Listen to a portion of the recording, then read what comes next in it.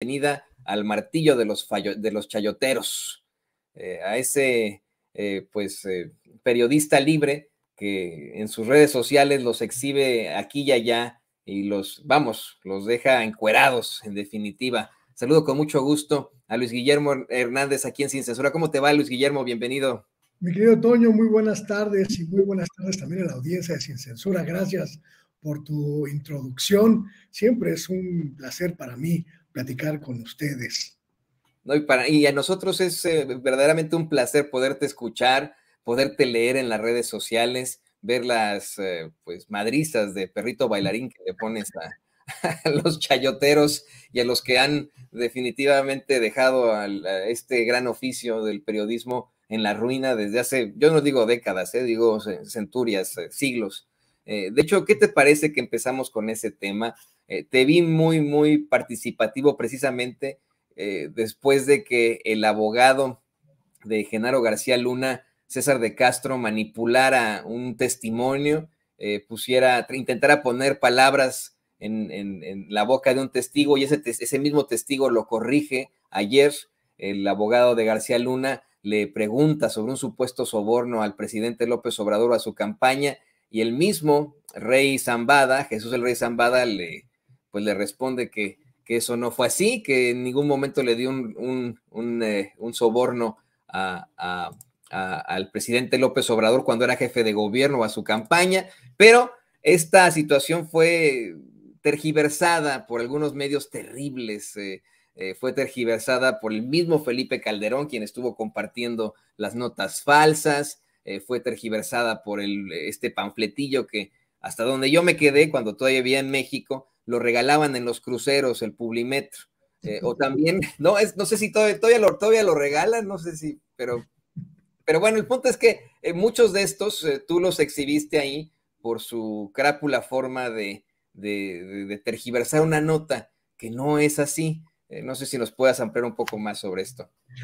Creo que hemos estado asistiendo en los últimos días a la cúspide del cinismo de una buena parte de las personas, los grupos, las estructuras que orbitaron alrededor de Genaro García Luna durante ese sexenio verdaderamente de sangre y de muerte de Felipe Calderón, que no obstante que hemos ido escuchando a lo largo de estos últimos días en este proceso penal que se lleva a cabo en la corte, en los juzgados estadounidenses. No obstante que se ha revelado, se ha documentado amplia y profusamente el contubernio explícito, real, del crimen organizado con las estructuras del poder político y el poder presidencial en la era de Calderón, todavía se atreven a intentar desviar la mirada de esta evidencia clara, precisa e inobjetable hacia supuestos, hacia dichos completamente tergiversados, completamente fuera de toda proporción y de toda realidad. Me sorprende en algunos casos el cinismo, pero en algunos otros lo entiendo como un intento desesperado, mi querido Toño, desesperado completamente de salvarse, de rescatar, aunque sea una pequeña astilla de ese barco que ya naufragó y que se llamó Calderonato. Muchos periodistas y muchos medios de comunicación, como estos pasquines a los que hiciste referencia, que ya ni siquiera regalados la gente los quiere, que ya ni siquiera, aunque te imploren de rodillas que lo lleves en los cruceros y en las esquinas de la ciudad, te atreves siquiera a tocarlo por temor a mancharte de suciedad. Pero aún con todo ese descrédito, intentan convencernos y convencer a sus tres lectores de que lo que está discutiéndose en Estados Unidos en estos momentos involucra o puede involucrar al gobierno del presidente López Obrador o a cualquiera de sus integrantes.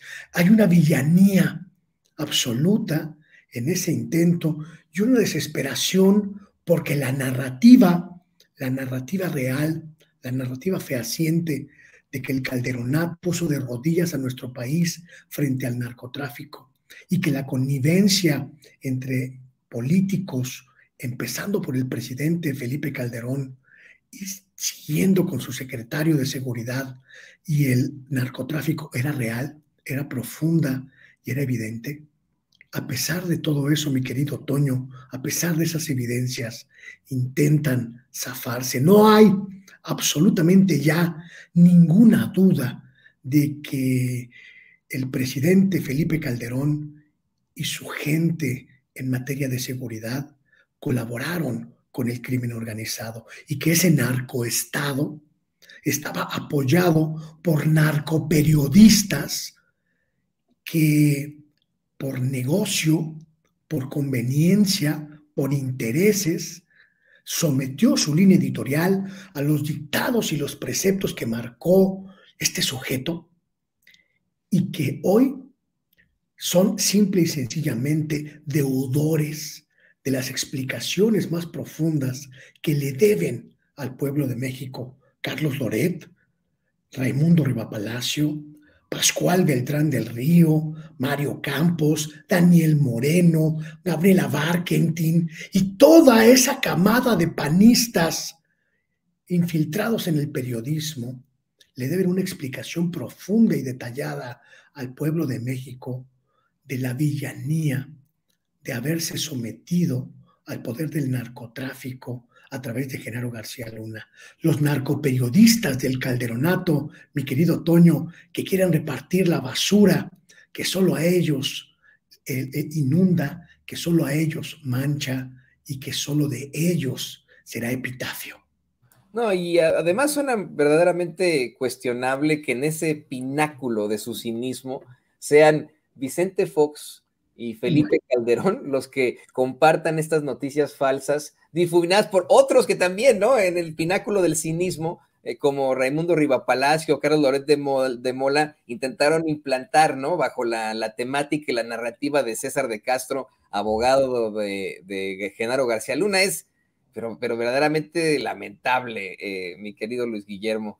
¿Y qué te parece que vamos al siguiente tema? Le pido al equipo que por favor nos grabe.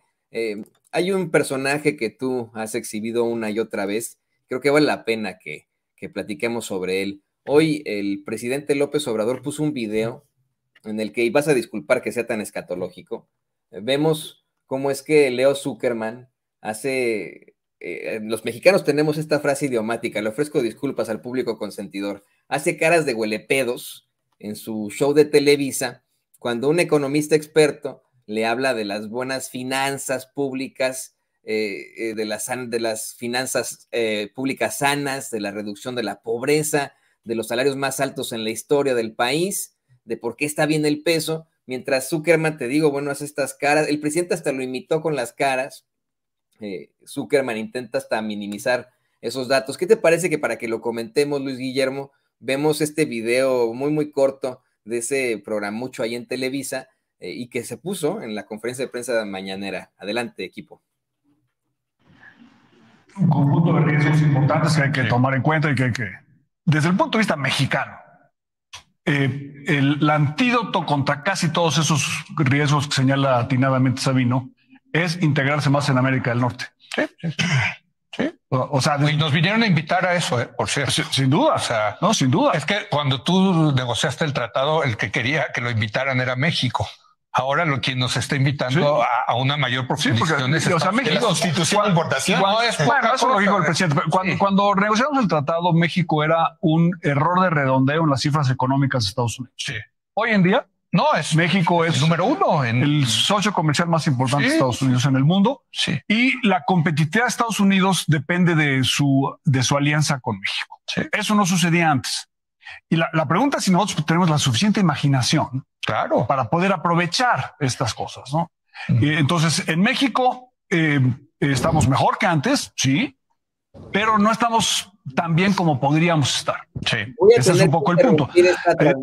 Voy a tener que interrumpir este video que se puso en la mañanera para sumar a la conversación que estamos teniendo con Luis Guillermo Hernández a Vicente Serrano, y le pido al equipo que por favor nos grabe. Está en estos momentos en un receso de las audiencias ahí en el juicio de Genaro García Luna en la Corte del Distrito Este. Vicente, te saludamos con mucho gusto.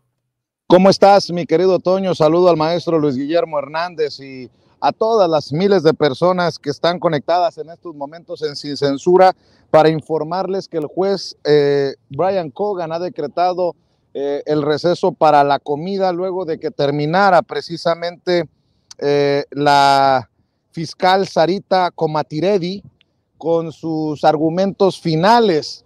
En algún momento le pide a los miembros del jurado que declaren culpable y apunta a Genaro García Luna en un movimiento un tanto histriónico, pero que terminó siendo, desde mi perspectiva, dramático para señalar al que ella considera culpable. También hay que decir que la fiscal presentó un organigrama en el que estuvo señalando a los personajes que han ayudado a Genaro García Luna a llevar a cabo estos pactos con el narcotráfico de los que se le acusan. Mencionó obviamente como su mano derecha a Luis Cárdenas Palomino, mencionó a Ramón Pequeño García, a Armando Espinosa de Benito, a Facundo Rosas, a Edgar Millán, quien fue asesinado, a Iván Reyes Arzate, que ya se declaró culpable de narcotráfico, a Víctor Garay Cadena, a Edgar Vallardo, a Gómez Mesa. También hay que decir que ahora que regresemos del receso de comida, será el abogado defensor César de Castro el que encabece los argumentos finales de la defensa de Genaro García Luna.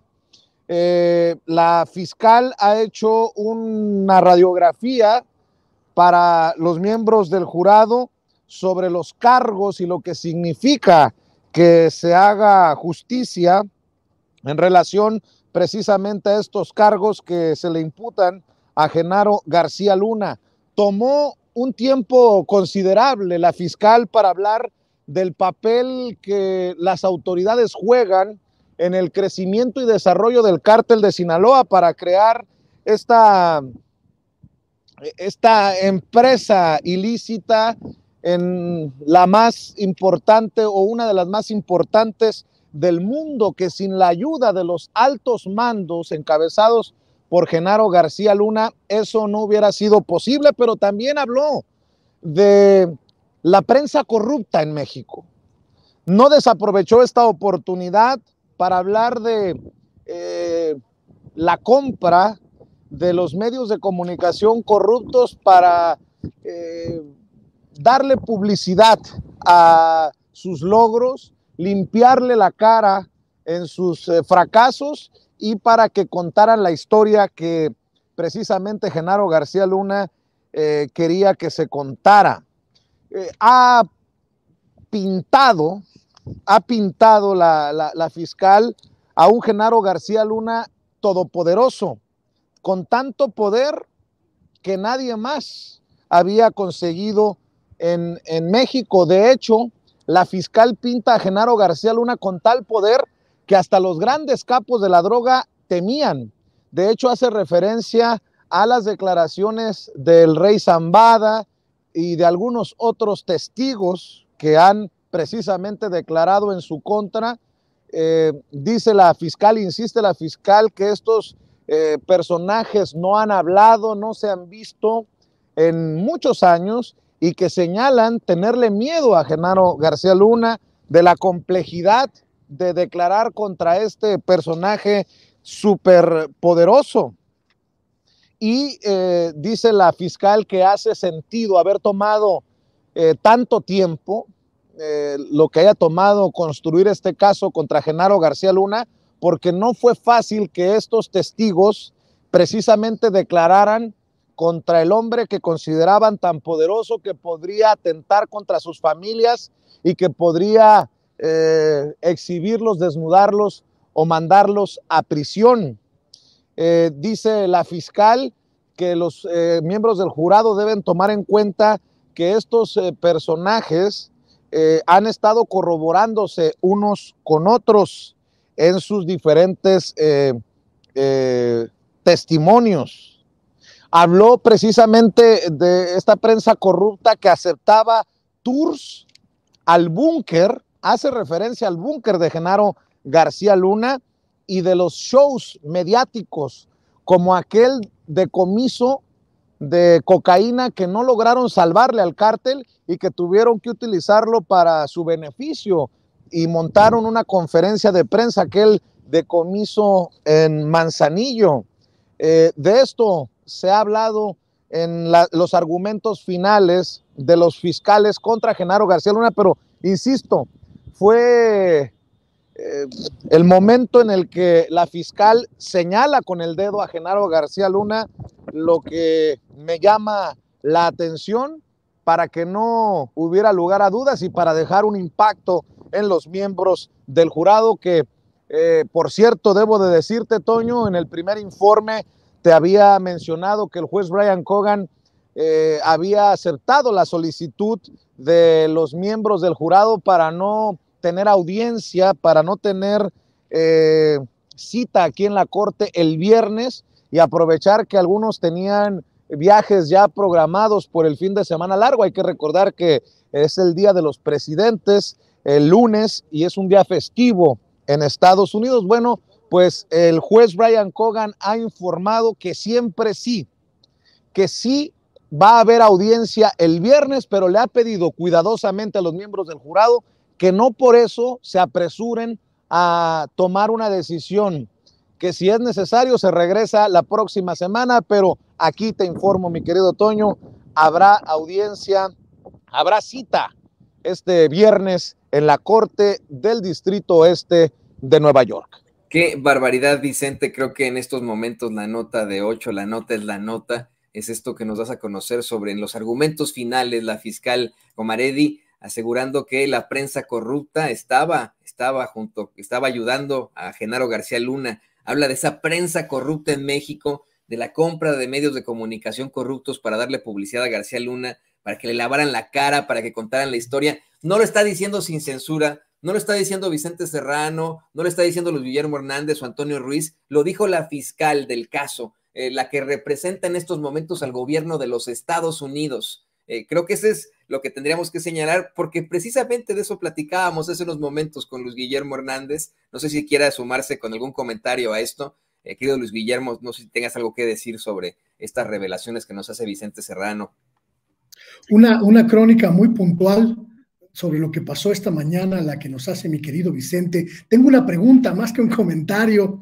Quiero preguntarle a Vicente si desde su perspectiva, él que ha estado ahí presente dentro de este juzgado, si los señalamientos de la fiscal son lo suficientemente sólidos en términos de pruebas testimoniales, documentales, como para consolidar esta acusación. ¿Cuál es el ánimo que se palpa en el juzgado? ¿Cuál es el ánimo entre el equipo de la defensa de Genaro García Luna? Y si se puede saber cuál es el ánimo entre los integrantes del jurado.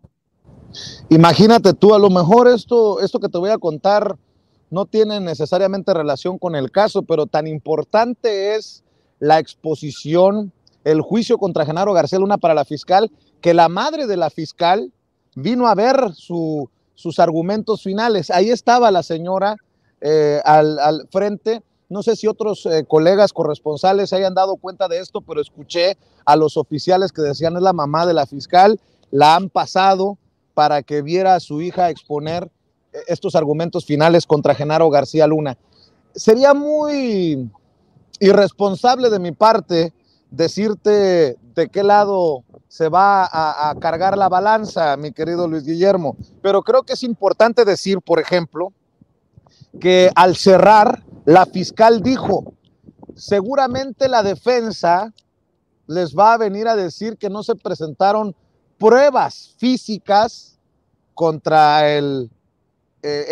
su defendido, pero les pidió que no se dejaran, que no permitieran que les dijeran qué era evidencia y qué no, porque en el sistema de Estados Unidos, estos testimonios de personas que han sido lo suficientemente transparentes para contar las horrorosas cosas que cometieron, también significan pruebas.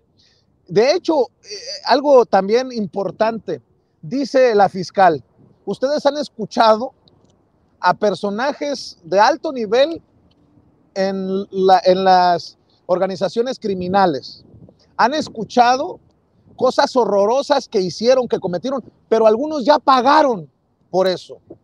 Y de hecho, ellos no están siendo acusados, no están en el banquillo de los acusados el día de hoy.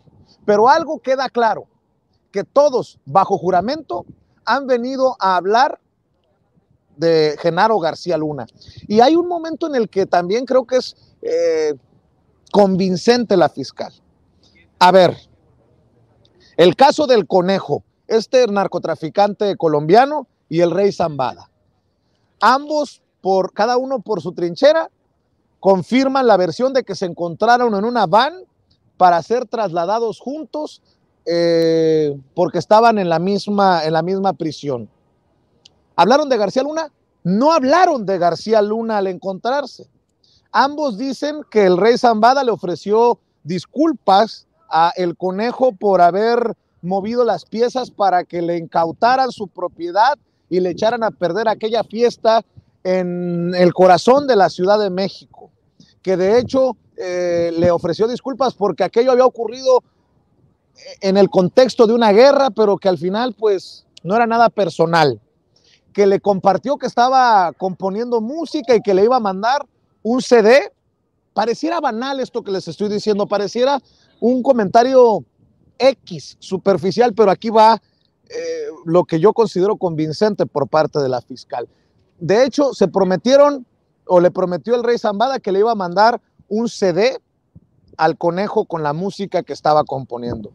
Pero aquí los dos, sin saber lo que iba a decir el uno o el otro, aquí sí vinieron a contar básicamente la misma historia sobre Genaro García Luna.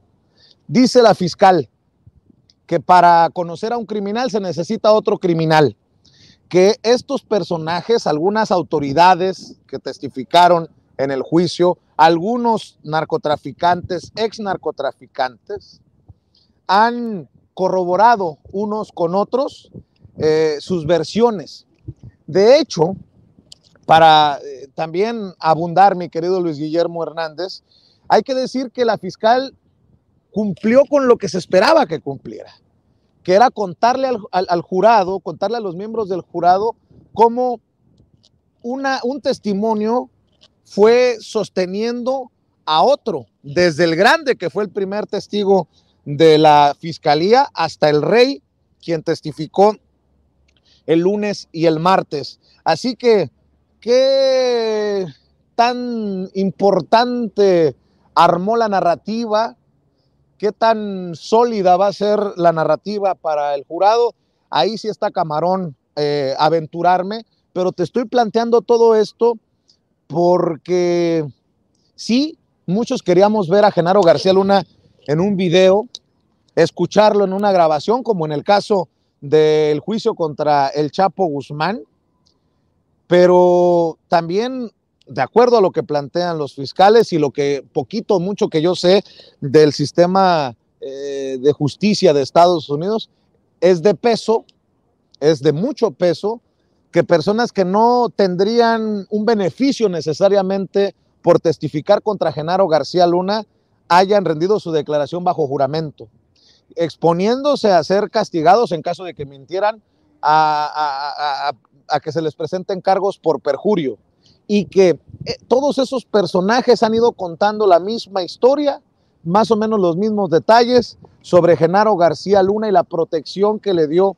al cártel de Sinaloa. Así que ahora hay que ver, hay que escuchar a la defensa, que creo que se va a enfocar en eso, en que no hay una grabación, un video, pero será, si no hoy, a partir de mañana, cuando los miembros del jurado empiecen a deliberar sobre estos 5 cargos que enfrenta Genaro García Luna. Es parte de lo que, de este proceso, ¿no? Y es lo que es muchas veces desde nuestra trinchera periodística fascinante, ir leyendo las reacciones. Por ejemplo, Genaro García Luna varias veces estuvo volteando a ver el reloj como un tanto desesperado, ¿no? O cansado. Veía un tanto inquieto a César de Castro temprano, antes de que iniciara la audiencia. Sonrientes sí, pero no tan optimistas, creo yo, como los vi ayer después del testimonio de Cristina Pereira. En fin, todo es muy subjetivo, porque si escuchan la crónica de otro corresponsal tal vez sea distinta, pero con la honestidad que creo que hemos dejado de manifiesto por tantos años aquí en Sin Censura, eso es lo que veo, eso es lo que percibo, mi querido Luis Guillermo, mi querido Toño. Vicente, también tengo una pregunta para ti, claro, tratando de no quitarte de tu labor. Si te tienes que ir, por supuesto que interrúmpenos para que no te quiten tu espacio ahí en la audiencia de Genaro García Luna, pero ¿cómo viste a esos jurados? Ya se nos fue, lo perdimos justo en estos momentos. Vicente tenía que regresar ya a la audiencia, vamos a ver si regresa por alguna razón. Pero pues está terrible, es verdaderamente interesante esto que plantea. Ahí está ya está de vuelta, lo tenemos de vuelta.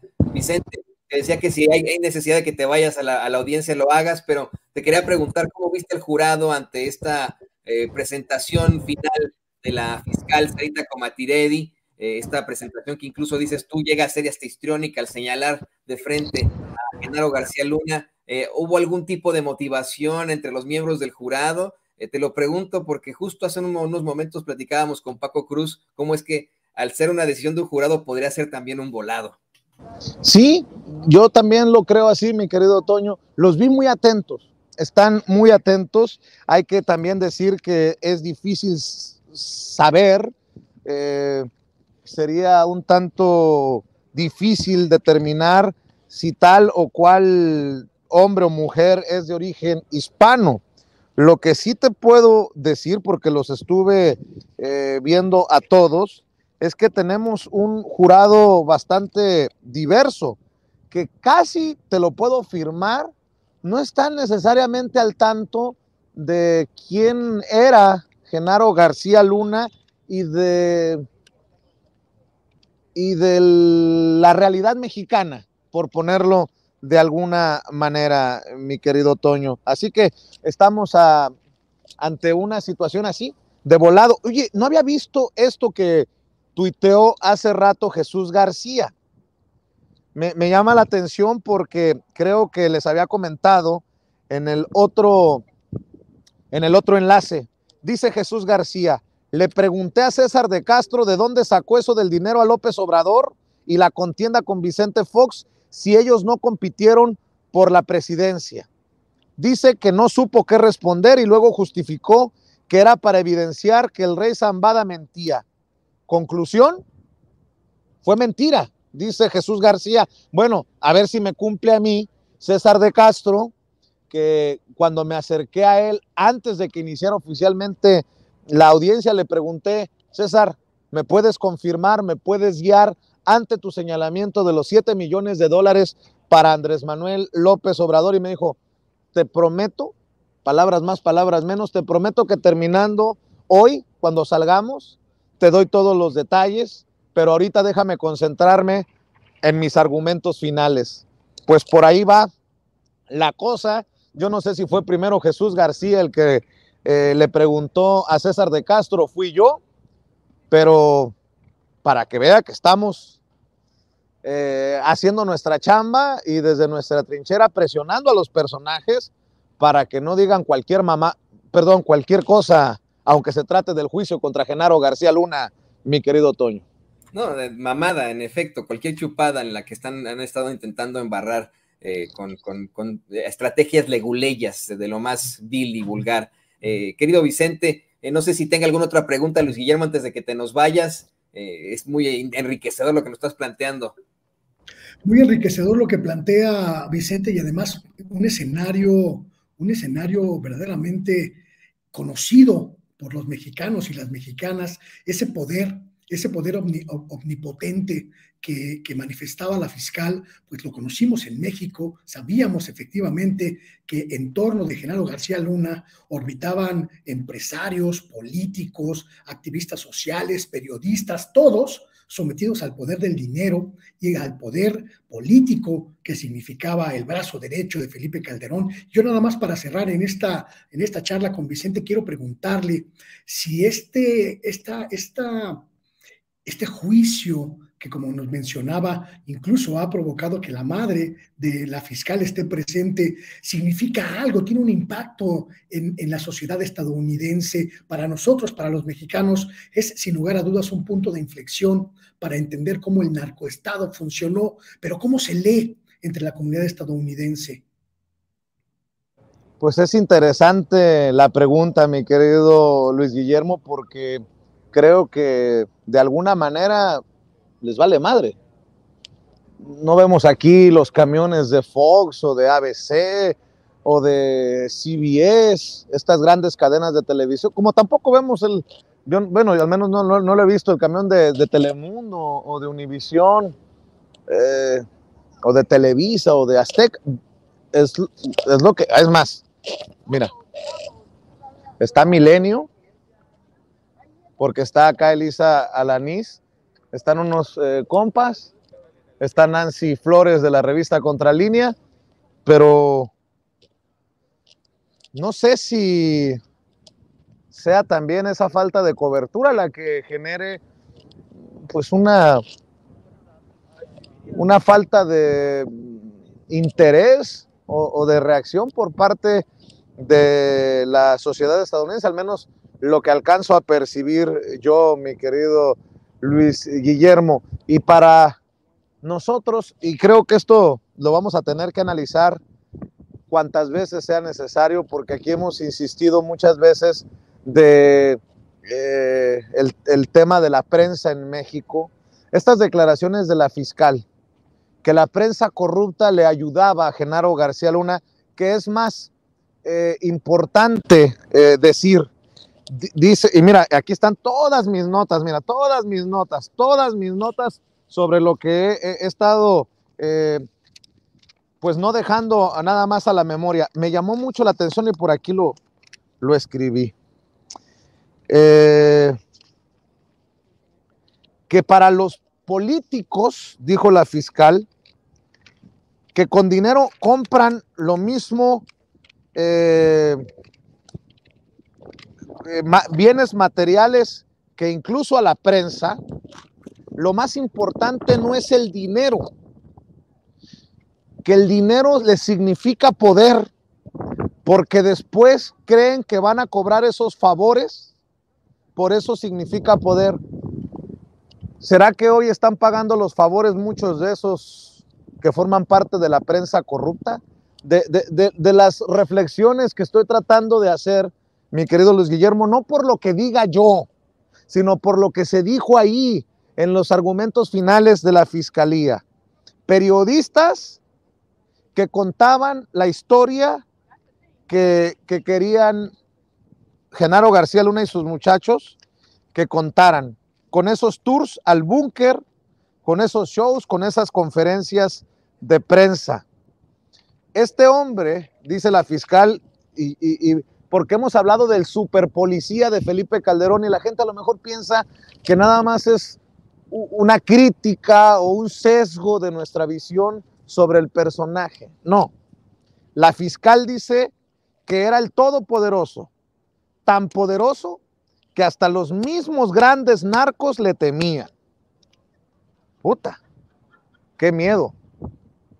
Y ya sabes a qué me refiero con qué miedo, si es que lo declaran no culpable acá en la corte, mi querido Toño, mi querido Luis Guillermo. Y lo digo sinceramente.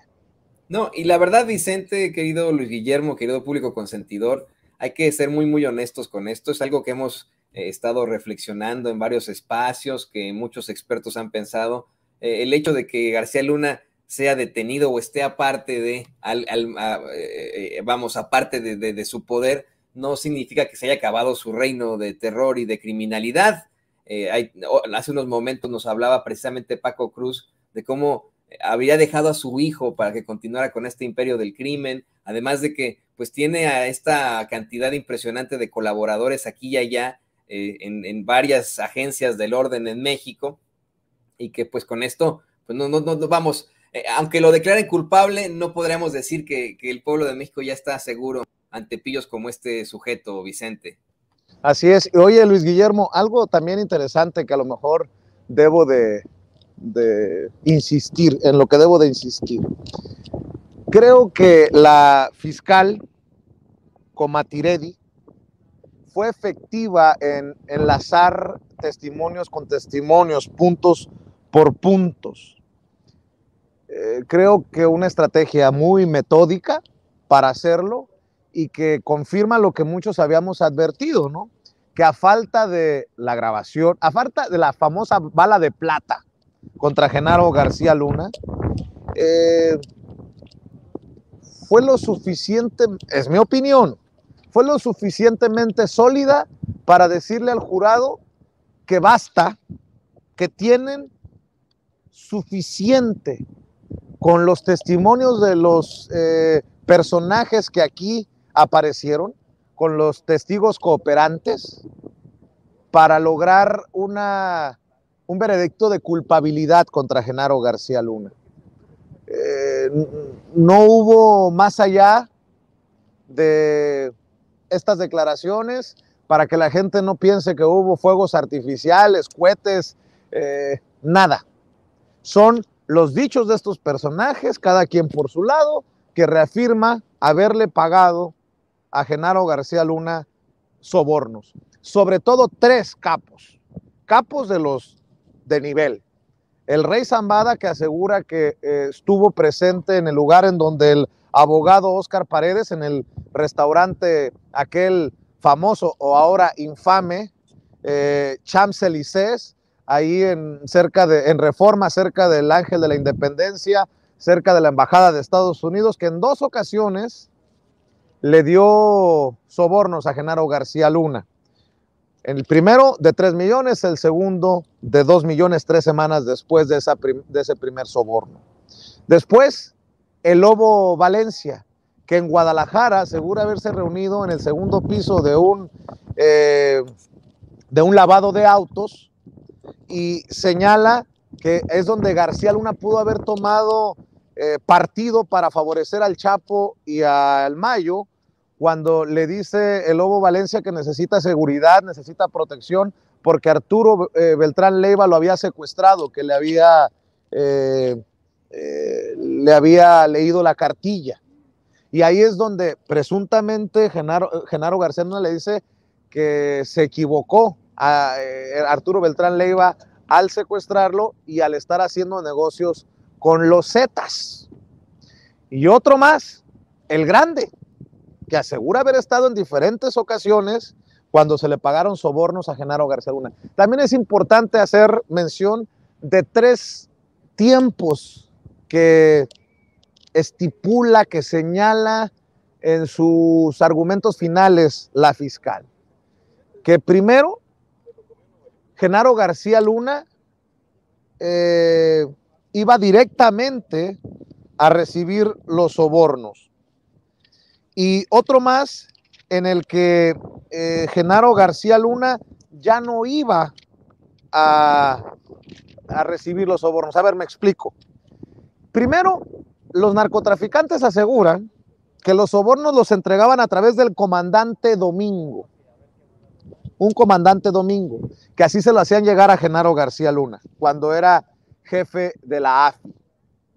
Después, con la confianza que se va construyendo con los años, ya era directo a la entrega de sobornos a Genaro García Luna por parte de miembros del narcotráfico. Y que después, cuando se convierte en 2006 en secretario de Seguridad Pública de Felipe Calderón, el que funcionó como su brazo derecho fue Luis Cárdenas Palomino, otro personaje al que no hay que quitarle el ojo y no hay que quitar el dedo del renglón, porque como en esta fotografía, bien puesta por don David, era un personaje hasta reconocido por Felipe Calderón. Pero ya después, cuando se convirtió en secretario de Seguridad Pública, Genaro García Luna ya no iba directamente a recoger los sobornos él, sino que enviaba a Luis Cárdenas Palomino. Ahora, se ha dicho en muchos lugares y por muchas personas que Genaro García Luna, por ese poder que amasó, dejó que la soberbia le ganara, que era un hombre soberbio, con mucho ego. Bueno, pues lo ligo con lo que dijo precisamente la fiscal, que los políticos muchas veces no quieren ser ostentosos, pero que con el dinero pueden comprar gente, que con el dinero pueden comprar favores, influencia y hasta la prensa. En algunos momentos Genaro García Luna, entendiendo esto que les estoy mencionando, sonreía al escuchar a la fiscal. En algunas ocasiones la risa fue burlona, socarrona, en otras ocasiones la leía como una risa enfadada, no sé siquiera si existe ese término, pero esto es lo que les puedo contar porque estuvimos ahí, al interior, porque en México habrá muchos expertos que saldrán, ya sabes dónde, mi querido Luis Guillermo, escribirán, ya sabes dónde, mi querido Luis Guillermo, y que seguramente hoy podrán poner nuevamente el santo de pie, lo tenían de cabeza para que no se mencionaran su nombre y su apellido. Ya puede respirar. Raimundo Rivapalacio hoy no fue mencionado, ayer tampoco, a pesar de que se haya puesto el huarache antes de espinarse. Entendió el que entendió.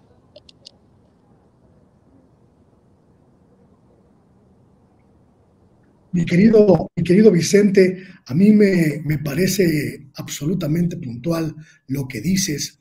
Hay un submundo del periodismo mexicano que se rindió al poder y a la influencia de Genaro García Luna, y como bien lo dices, Raimundo Rivapalacio fue uno de ellos. Yo también sumaría en este concierto de mezquindades y de complicidades a Carlos Loret de Mola, a Ciro Gómez Leiva, por supuesto, y a una verdadera órbita de activistas y supuestos especialistas, empezando por Marilena Morera, que fue una muy cercana colaboradora de Genaro García Luna desde la sociedad civil, supuesta sociedad civil, y también algunos integrantes del gobierno de Felipe Calderón que nunca se dieron cuenta de lo que hacía Genaro García Luna, como Guillermo Valdés, entonces director del CISEN, o Max Kaiser, entonces funcionario de la Secretaría de la Función Pública, o Alejandro Hopp,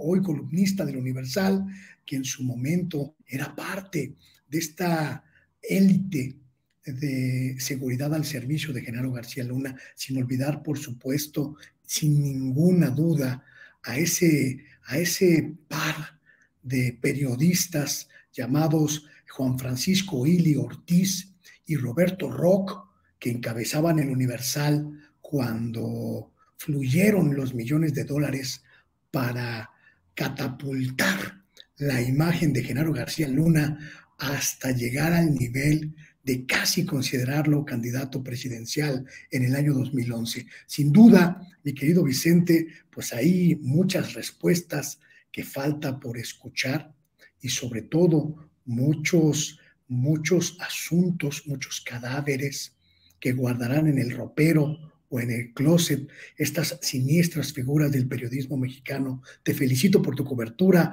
verdaderamente extraordinaria y sensible. La verdad está en los detalles, y los que nos compartes hoy, mi querido Vicente, han sido maravillosos. Pues si me permites, para cerrar, mi querido Luis Guillermo, tú siempre eres muy generoso conmigo. Creo que la generosidad es mutua, el respeto, la admiración es mutua, pero quiero reconocer hoy, y cuando se entere seguramente va a provocar que no me vuelva a dar una entrevista, pero debo decir que Jesús García, el corresponsal del periódico La Opinión en Los Ángeles, periodista del Diario de Nueva York, está convertido en el mejor corresponsal reportando los detalles de este juicio contra Genaro García Luna. Y lo digo sinceramente, lo mismo ha permitido ser entrevistado por medios tradicionales que por Sin Censura. Para mí eso es relevante. Lo mismo lo invitan a mesas de diálogo del Universal y de estos medios. Me parece importante, pero se expresa con una claridad que es de quitarse el sombrero. Escribió Jesús García, quien ya confrontó a César de Castro, como nosotros también lo confrontamos, por el tema de la mención del presidente Andrés Manuel López Obrador y supuestos sobornos que desmintió puntualmente, tajantemente, el rey Zambada desde el banquillo de los testigos. Escribió: por dignidad periodística y de credibilidad, todos los que dicen que el rey Zambada dijo que dio dinero para campaña de Andrés Manuel López Obrador deberían borrar sus notas, tweets y anexas.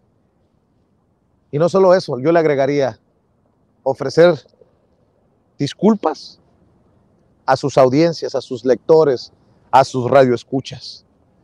Esto es verdaderamente vomitivo lo que muchas veces vemos, porque todos esos que andan escupiendo veneno no están aquí haciendo la talacha. Mi querido Luis Guillermo, mi querido Toño, si me permiten, yo me desconecto para poder ingresar nuevamente a la corte. Agradezco tus generosas palabras, mi querido Luis Guillermo. Agradezco, Toño, que estés al pie del cañón, porque solamente con un equipo es que se pueden hacer estas coberturas. Uno no es todopoderoso. Es que ya estoy como muy metido en la cobertura de lo de García Luna. Entendió el que entendió. Les mando un abrazo, Luis Guillermo, Toño, a la gente que está conectada. Muchas gracias por confiar en nosotros. Fuerza, Vicente, verdad y justicia. También vas muy bien y gracias por hacer esto para Sin Censura y para el público consentidor. Gracias por mantener esta verdad con justicia. Querido Luis Guillermo, pues no me queda más que pedirte tu comentario último. No te quiero quitar más tu tiempo, también que nos compartas tus redes sociales. En efecto, aquí estamos en el juicio del siglo, a contraviento y marea, y pues ha sido muy, muy importante que podamos, que Vicente se enlazara justo cuando estábamos en la entrevista contigo, Luis Guillermo.